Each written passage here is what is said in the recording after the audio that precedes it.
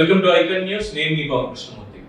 గత కథనంలో గన్నవరం నియోజకవర్గానికి సంబంధించి యార్లగడ్డ దాటి తట్టుకోలేకపోతున్న వంశీ అనేటువంటి ఒక కథనాన్ని వెలువరించడం జరిగింది. దానికి కంటిన్యూషన్ గా తీసుకుంటే వల్లభనేని వంశీ యార్లగడ్డ దాటికి తట్టుకోవడం కాదు, అసలు నియోజకవర్గంలో లేకుండానే పారిపోయాడు, కేవలం ఇది వైఎస్ఆర్సీపీ వాడు చేసినటువంటి దాని వల్ల మాత్రమే అనేటువంటి ప్రచారం విజయవాడ గన్నవరంలో చాలా ఎక్కువగా జరుగుతుంది.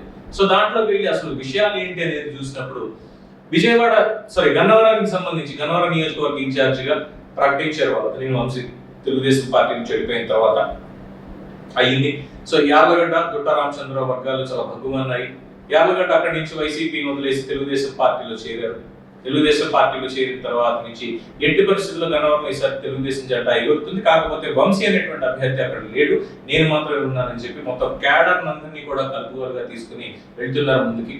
ఆ దాటికెళ్ళగా వంశీ బెబ్బేలు ఎత్తిపోతున్నారు అనేది ఒకటైతే, జగన్మోహన్ రెడ్డి గారు గన్నవరం నియోజకవర్గంలో వల్లభనేని వంశీ ఉన్నారు కాబట్టి పర్వాలేదు, యార్లగడ్డ పుట్టి తెలుగుదేశంకి వెళ్ళాడు కాబట్టి ఏం చేయాలి, వంశీ నిలబడగలరా, ఇప్పటికే చేతులు ఎత్తేస్తున్నట్టుగా కనిపిస్తుంది, మరి ఏం చేయాలని ముందు టికెట్ ప్రకటించినప్పటికీ మనసు మార్చుకోబోతున్నారు అనేటువంటిది ఒక సమాచారం. అయితే వీళ్ళు మార్చుకునేది ఏంటి, అసలు నేనే మనసు మార్చుకున్నా, నా దగ్గర ఖర్చు పెట్టడానికి డబ్బులు లేవు, నేను ఈ ఎన్నికల్లో పోటీ చెయ్యను అని తనకు తానే కంట్రోల్ విధించుకొని గన్నవరం నియోజకవర్గంలో లేకుండా దాదాపు నెలన్నర నుంచి పక్క రాష్ట్రంలోనే ఉంటున్నారు అన్నటువంటి సమాచారం కూడా ఒకటి తెలుస్తుంది. ఇదే సమాచారాన్ని జగన్మోహన్ రెడ్డి గారికి పంపించినప్పుడు ఆలోచనలో పడ్డారు, మనకి ఎవరైతే బాగుంటారు. ఇంకో పక్కన దుట్టా రామచంద్రరావు వర్గం అయితే ఖచ్చితంగా ఈసారి వైఎస్ఆర్సీపీ నుంచి పోటీ చేయకపోవడం అనేది చాలా కష్టం.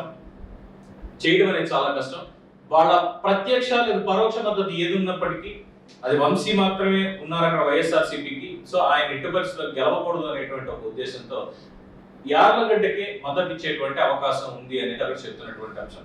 అలాగే ఇక గన్నవరం విజయవాడ మొత్తం ఆ రాజకీయాలను మనం తీసుకున్నప్పుడు ఇటీవల జరిగినటువంటి పరిణామాల నేపథ్యంలో ఎవరు ఉంటారు ఎవరు ఉండరు, తెలుగుదేశం పార్టీ ఎంపీ కేసీఆర్ నాని విభేదించి పార్టీకి బదులుకి రాజీనామా చేసి వైఎస్ఆర్సీపీలో చేరి ఎవరికో ఒక అసిస్టెంట్ అన్నట్టుగా ఆయన తిరుగుతున్నారు. ఆయన ఏమన్నా పోనీ గన్నవరం నుంచి వంశీని నిలబెడతారా అంటే నిలబెట్టేటువంటి పరిస్థితి లేదు. వంశీని ముట్టుకుంటే ఈయన ట్రాన్స్ఫార్మర్ కూడా పేలిపోతుంది అనేది ఆయనకి స్పష్టంగా తెలుసు కాబట్టి సైలెంట్ గా ఉంటున్నారు. ఇక ఇంకొక మిత్రుడు ఉన్నాడు ఆయనకి, వల్లభనేని వంశీకి, మాజీ పౌర సరఫరాల శాఖ మంత్రి అనడం కంటే బూత్ సరఫరా శాఖ మంత్రి అయినటువంటి కొడాలి శ్రీ వెంకటేశ్వరరావు గారు, వెంకటేశ్వరం పేరు పెట్టుకున్నారు కానీ అంత మంచోడా అంటే చెప్పలేనటువంటి పరిస్థితి, అది పక్కన పెట్టేద్దాం. కొడాలి నాని గారు వల్లభనేని వంశీని ఎలాగైనా సరే గన్నవరంలో నిల్చోబెట్టాల్సిందే, నేనున్నాను నీకు అని చెప్పాల్సిందే అనేటువంటి సమయంలో ఆయన కూడా అంటి ముట్టనట్టుగానే ఈ రాజకీయాలు నాకెందుకు, నా గుడివాడు నాకు చాలా అన్నట్టుగానే ఉన్నారు, వంశీని పక్కన పెట్టేశారు అనేది కూడా ఇంకోటి తెలుస్తోంది. ఇవన్నీ పరిణామాలు అయిన తర్వాత ఇంకొక మిత్రుడిగా ఉన్నటువంటి వంగవీటి రాధాకృష్ణ గారు, ఆయన తెలుగుదేశం పార్టీలోనే ఉన్నారా, మేబీ ఆయన గన్నవరం నుంచి పోటీ చేస్తారు అన్నటువంటి ఒక అభిప్రాయం వినిపిస్తుంది. ఒక గన్నవరం కాకపోతే ఇంకెక్కడైనా సరే ఆయన నచ్చిన చోట పోటీ చేసే అవకాశం ఈసారి ఉంది అని చెప్తున్నారు. దాంతో ఆయన కూడా వంశీని పక్కన పెట్టేయడం జరిగింది పార్టీ సిద్ధాంతాలకు అనుగుణంగా. అట్ ద సేమ్ టైం స్నేహం అనేది అవుట్ ఆఫ్ రాజకీయాలు ఎక్కడైనా ఉండొచ్చు, తప్పలేదు. కానీ ఇప్పుడున్నటువంటి ఈ ఎలక్షన్ సమయంలో ఇంత టఫ్ సిచ్యువేషన్ లో వల్లభనేని వంశీ ఒంటరి అయిపోయాడు. ఇన్ఫాక్ట్ ఆయనే చెప్పుకున్నాడు, నేను ఈసారి పోటీ చేయను అని. ఎందుకు పోటీ చెయ్యడు అనే దానికి వైఎస్ఆర్సీపీ వాళ్లే కారణం. తెలుగుదేశం పార్టీ నుంచి వెళ్ళినంత మాత్రాన సరే ఒక పార్టీ నుంచి ఇంకో పార్టీకి వెళ్ళడానికి తప్పేం కాదు, చాలా మంది వెళ్తూనే ఉంటారు, దాన్ని మనం పెద్ద ఇది చేయట్లేదు. వెళ్ళిన తర్వాత ఏ పార్టీ నుంచి అయితే మనం గెలిచి వచ్చామో ఆ పార్టీ నేతల్ని మనం ఎటువంటి భాష వాడాలి, వాళ్ళని ఎలాగ మనం విమర్శించాలి. సద్విమర్శ చేస్తే ఎవరైనా ఒప్పుకుంటారు. మన పార్టీ నుంచి వెళ్ళిపోయాడు, మనం విమర్శిస్తున్నాడు అంటే పర్లేదులే, తిట్టట్లేదు కదా, విమర్శ చేసింది, అందులో తప్పు ఉంటే ఖండిద్దాం, లేదు నిజంగా ఏమైనా సూచన ఉంది అనుకున్నట్టయితే స్వీకరించి మారదాం అనేటువంటి వాళ్ళే ఉంటారు తప్ప ఇంకోటి ఉండదు. కానీ అతి జుగుప్సాకరంగా వ్యక్తిగతంగా కుటుంబ సభ్యుల్ని కూడా కించపరిచే విధంగా, పుట్టుకలను కించపరిచే విధంగా మాట్లాడినటువంటి మాటలు ప్రజల్లో ఎంతలా రిజిస్టర్ అయ్యాయని చూసాం.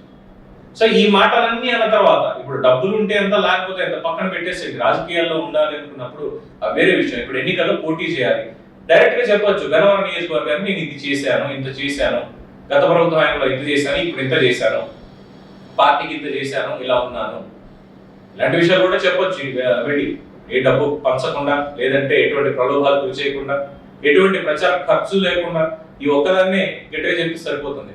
కానీ ఇది కూడా చెప్పలేనటువంటి పరిస్థితుల్లో వల్లభనేని వంశీని వైఎస్ఆర్సీపీ నెట్టేసింది.